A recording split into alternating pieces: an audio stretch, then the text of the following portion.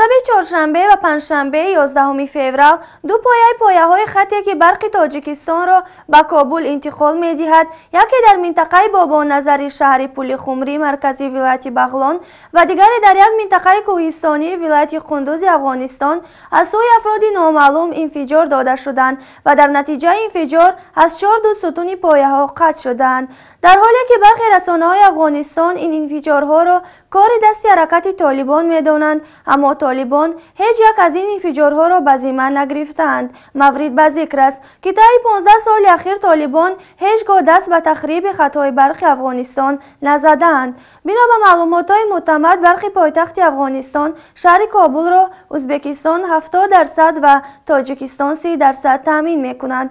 تاجیکستان در فصل گرما امکان صادرات 5 میلیارد به خارج کشور را دارد. در حال رخ دادن چنین حوادث تاجیکستان زیانی مالی خواهد دید. یک کارشناس که نخواست نامش افشا شود گفت: با اغلبی تخمین‌ها این انفجار از جانب جنگجویانی که برای وارد شدن به تاجیکستان آمادگی می‌بینند و توسط افغانستان به سرحد تاجیکستان نزدیک شدند صورت گرفته است. مورد به ذکر است که از پی انفجار انتقال خط برق به افغانستان، حکومت تاجیکستان به شهروندان خود از بین بردن لیمیت برق را پیش از مهلت وعده کرده است.